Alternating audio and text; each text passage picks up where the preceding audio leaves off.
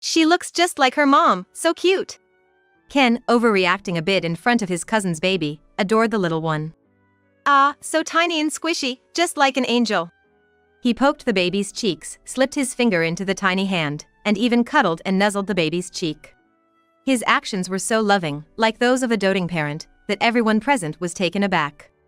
But I, observing Ken intently amidst this heartwarming scene, I knew exactly why he was so interested in someone else's child. Really? Looks just like you, huh? How does it feel to be a dad? Huh? My remark made my father-in-law's eyes go wide. Hey, what are you talking about? Are you out of your mind? That's the problem with failed nurses like you. Ken, unflustered, insulted me as usual. But I was no longer going to be swayed by Ken's words. It was time for me to get back at him for all the mockery he had thrown my way. My name is Sarah Johnson. I'm a 32-year-old nurse.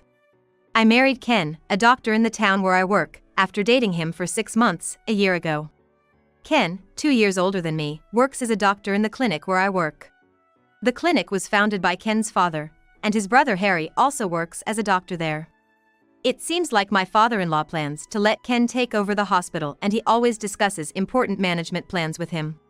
My relationship with Ken started on the recommendation of my father-in-law. My father-in-law was then my boss. He asked me to seriously consider Ken, after I had expressed a desire to get married during a drinking session. Ken, being 31 at the time, probably seemed like a suitable partner to support the hospital in the future from his father's perspective. After some hesitation, I suggested to my father-in-law that I would consider dating Ken, starting with a dinner, regardless of any romantic interest. He happily set up the dinner, and I ended up dining alone with Ken.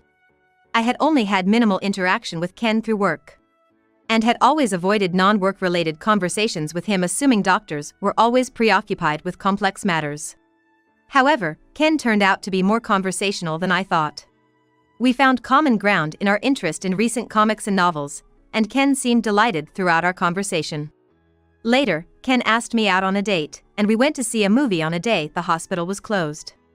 Although not a man of many words, Ken seemed to think we clicked, and he confessed his feelings at the end of the day, leading to our swift start of a relationship. It wasn't a fiery romance. I thought being with Ken would ensure a secure future, and being in the same industry, we could understand each other's professional struggles, making us good partners. 6 months into our relationship, Ken and I tied the knot. We invited relatives, friends, and colleagues from the hospital to our grand wedding ceremony. At my wedding, the friends I invited as guests were all envious, saying how lucky I was to marry a doctor from a prestigious family.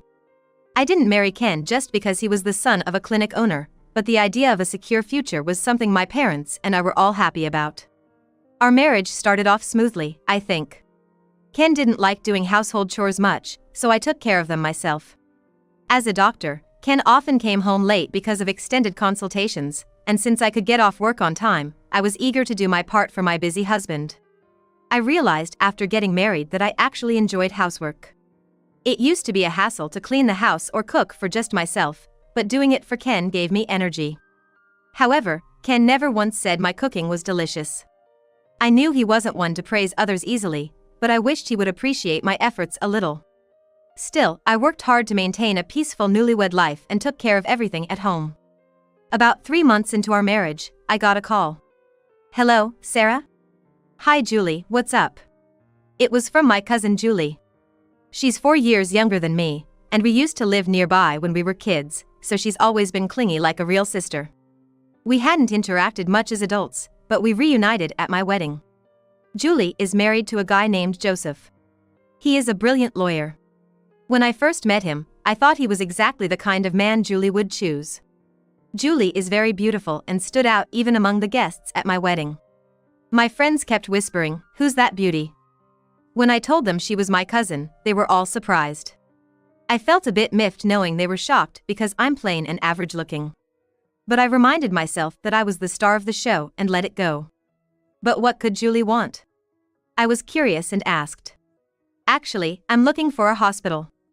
Just a cold, but it's been dragging on and bothering me. You know, the clinic where Ken and you work? Can I come in for a checkup? A checkup? That's totally fine. I felt a bit let down, it was just that Thanks. I'll drop by tomorrow then. She sounded too energetic for someone with a cold, and I wondered if she really had one or if something else was up. But at that time, I had no idea that this phone call would threaten our everyday life as a couple. True to her word, Julie came to the clinic the next day. She was dressed in a surprisingly short skirt for someone in her 30s, with a shoulder-bearing knit top.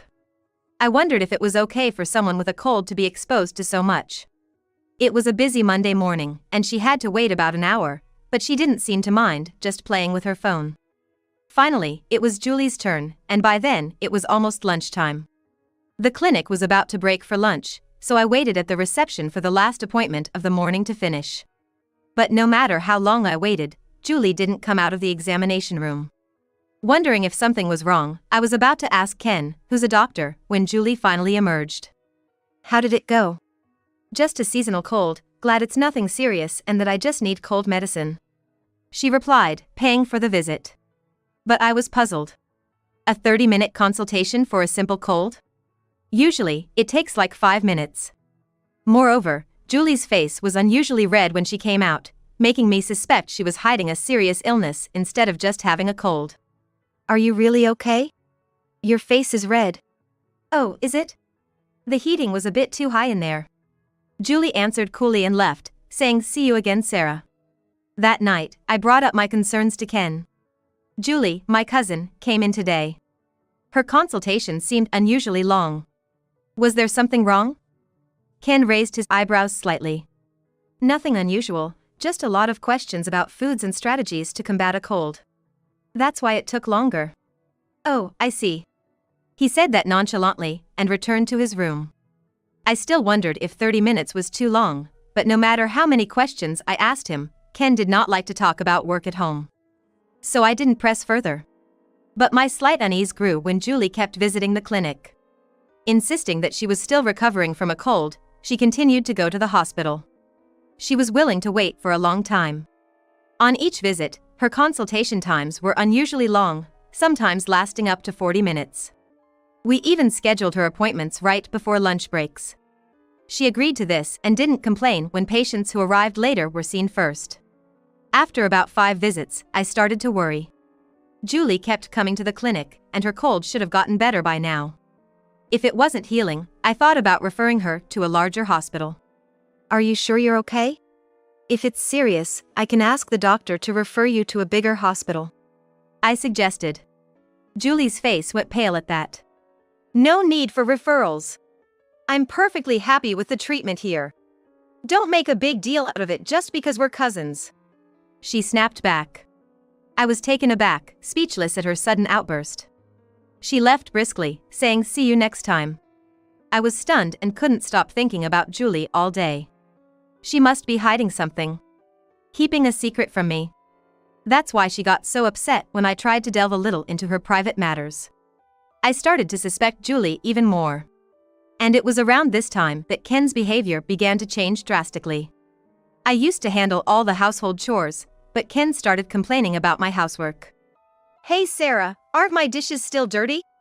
Oh, really? Sorry, I'll rewash them right away. Damn you for doing random housework. But he'd yell at me unnecessarily over a little bit of leftover grime on the cleaned dishes. Do you really need to get that mad? Shut up. What's this? A nurse talking back to a doctor? I was shocked to hear him bring up our professions in a household argument. He never liked discussing work at home. And now he was using his status as a doctor against me? I wanted to argue back, but Ken's sudden coldness was baffling. I thought it was just a bad day and decided not to retaliate further. But Ken's foul mood wasn't just for a day. He complained about the cleanliness of rooms and bathrooms I'd cleaned, called the food I made disgusting, and criticized the laundry for being wrinkled. When I suggested he could do it himself if he was so dissatisfied, he belittled me for being a nurse. The more I argued, the more it seemed to hurt my dignity, so I stopped responding. Ken's behavior continued, with constant complaints whenever he saw me. It hadn't even been a year since our marriage. What had changed? I couldn't think of anything I'd done to upset him. Maybe. Then it hit me. What if my suspicion was true? The thought sent chills down my spine. I couldn't just ignore Ken's behavior. I decided to start a specific action the next day. It was around this time that Julie called to say she was pregnant. Congratulations! That's great news. Yeah. I'll let everyone know when the baby is born. I was more excited by the happy news from Julie. Despite being pregnant, Julie kept coming to our clinic, saying I still felt unwell, instead of going to an obstetrician. And strangely, around this time, Ken's consultation times with other patients became excessively long.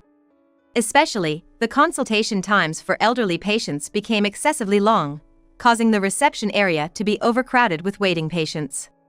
Patients complained about the excessively long wait times, and once, my father-in-law, who was the chairman, had to reprimand Ken about it. Ken insisted he was just providing appropriate mental care and coldly said that if anyone had complaints, they could go to another hospital. I thought he was being too harsh, but given his recent behavior, I felt confronting him about his work might only aggravate him further. So, I decided to leave the matter of his consultation times to his father. About 8 months since our marital harmony began to falter, I received news from Julie that she had given birth. For some reason, Ken seemed genuinely happy about Julie's baby. I wanted to make a sarcastic comment about how he never smiles around me but seems happy about someone else's child. Isn't that great? I can't wait to meet the baby, Ken said, unusually excited. I suggested, once things settle down, let's visit. We can invite my parents and your parents too. Let's all celebrate together. That's a great idea. Oh, I can't wait to meet the baby, Ken said, showing more emotion than usual. I watched him with a cold feeling. A month later, after Julie had completed the baby's checkup, we all gathered at Julie's house on Sunday. Attendees included my parents, Julie's parents, and her husband Joseph's parents. And Ken's parents. Though I felt bad for imposing with such a large group, Julie happily welcomed everyone into her home. Sorry, Joseph, for bringing everyone over like this. No, thank you for coming. After exchanging meaningful greetings with Joseph, we all gathered around the baby and prepared to eat. Throughout the meal prep, Ken kept looking at the baby. Once everyone started eating, he was the only one constantly distracted by the baby. The baby girl was tiny with chubby cheeks, undeniably adorable. Everyone looked at her with melting smiles, but Ken seemed exceptionally drawn to her. Wow, she's so light and soft, he exclaimed, picking up the baby without asking Julie or Joseph. I was nervous that Ken might drop her since she was still so small. Joseph seemed concerned too, watching Ken closely. Julie, on the other hand, didn't seem to mind and let Ken hold the baby. She looks just like her mom, so cute, Ken cooed over the baby, showing an exaggerated affection. Ah, so tiny and squishy, like an angel, he said, poking her cheeks and nuzzling her. His affectionate gestures were so parental that everyone was taken aback. But I was intently observing Ken amidst this charming scene. I knew exactly why he was so interested in someone else's child. Really? She looks just like you, doesn't she? How does it feel to be a dad? Huh? My comment made my father-in-law widen his eyes. Hey, what are you talking about? Are you out of your mind? That's the problem with incompetent nurses. Ken insulted me as usual, without any sign of panic.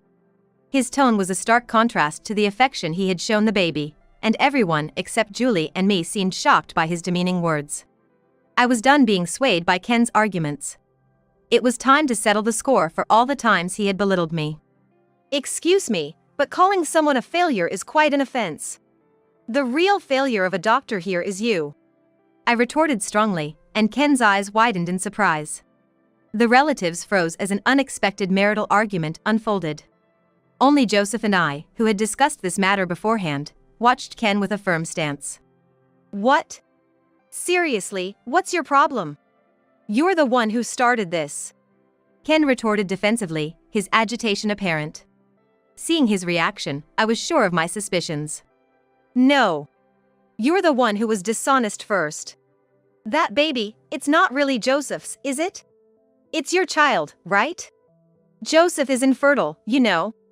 He was shocked to learn of the pregnancy because it was at a time when he had no inkling of it. Infertility? What are you talking about? Ken blurted out in confusion. Obviously. He had assumed Julie's baby was Joseph's, so this revelation must have disrupted his plans. That's right. I've been living with guilt, thinking I've wronged Julie. When she told me she was pregnant, I couldn't be happy. In fact, I've always doubted whether the baby was really mine. Joseph voiced his suspicions about Julie. Julie gasped, shocked that Joseph had doubted her. I always thought Julie's behavior was strange. She kept coming to our hospital for a cold but never seemed that ill. Her consultation times were abnormally long, and I wondered what kind of examinations they were doing. So, Julie and Ken, what exactly were you doing in the examination room? I asked with a piercing gaze. Julie's eyes darted around nervously as she stammered, well. What do you mean? Just regular internal medicine consultations or nose and ear checks. Julie asked in detail about how to cure her cold, that's why it took longer. Ken defensively raised his voice. However, I keenly noted how Ken casually addressed Julie by her first name, Julie. Ken then clamped his mouth shut, his expression one of belated realization, as if thinking, I've made a mistake. But it was too late. Everyone in the room had clearly heard him call a patient, also his wife's cousin, by her first name. Well, it seems you have no intention of admitting it. In that case, I have no choice but to show this, I said, exasperated by their stubbornness, and pulled out a large envelope from my bag. What's that? Ken asked, eyeing my actions closely. Without answering him, I pulled out a thick stack of documents from the envelope. Since you refuse to admit your guilt, I have to reveal this in front of everyone. This is evidence of your affair with Julie. I had it investigated by a detective.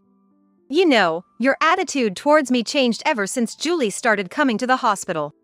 You complained about the housework, belittling me for being a nurse. That's not how one treats a loving wife. I've always suspected something was going on. When I had it investigated, the results came back quickly. With all this evidence, you can't escape the truth now. I confronted Ken, thrusting the detective's evidence of his affair right in front of him. The evidence showed Ken walking arm in arm with Julie in private, and their message exchanges where Julie talked about cheating. It was more than enough to prove their affair. Unaware that I had hired a detective for an infidelity investigation, Ken was shocked by the evidence. Julie, too, turned pale and threw the documents in disbelief, saying, "What's that?" The relatives had complex expressions, looking at the two. Especially my in-laws, who were furious, clenching their fists. What on earth are you doing? Ken. How could you do this? And with Sarah's cousin, of all people. It's disgraceful. Abusing your position to sneak around with a patient, don't you have any shame as a doctor? It seemed the most unforgivable thing for my father-in-law was not just Ken's affair, but that he had engaged in such a relationship with a patient in the sacred workplace of a hospital. Ken, confronted with his parents' visible anger, was at a loss for words. Just when I thought Ken might even prostrate himself right there, the words he uttered after a moment were unbelievably shocking. What? What are you talking about? Are you saying this is my fault? Look, I had no choice but to go along with Julie because she came on to me. She used the fact that I couldn't dismiss a patient's request. So, it's not my fault. Blame Julie. Watching Ken prioritize his self-preservation over apologizing to me or Joseph sent shivers down my spine. His attempt to pin everything on Julie was just another sign of his terrible character. Betrayed, Julie was stunned. When I heard Ken's line, I opened my mouth in surprise. What are you saying? Sure, I thought you were nice at Sarah's wedding. I deliberately went to your hospital just to see you. But who was it that quickly turned the feelings toward me? You preferred a younger, prettier woman like me over plain Sarah, didn't you? You even said your marriage to Sarah was forced by your father, and you wished you had married someone beautiful like me. I fell for you because no one else said such things to me. Joseph was always busy with work and didn't pay much attention to me. So why betray me now? Julie screamed, revealing her true feelings. Shut up. You were just too pushy. It was just a momentary lapse in judgment. Ken retorted, but it was obvious he had feelings for Julie, especially from the way he had adoringly looked at their child earlier. Unable to watch this chaos any longer, I exchanged glances with Joseph and my in-laws. Julie, how much do you think I cared about you and worked? I admit it was wrong of me not to pay more attention to you. I am sorry. But meeting another man behind my back, Isn't that unfair? If you were unhappy, you should have told me directly. I was handling a big case, and once it was successful, I planned to take you on a trip. But you trampled on all my efforts without even admitting your wrongdoing. Joseph said calmly but firmly. But his arguments were so irrefutably logical that Julie was left speechless, uttering only a stifled He must present his opinions in such a clear and logical manner even in his work as a lawyer. Just from the brief conversation, it was made clear to me that he is an outstanding lawyer.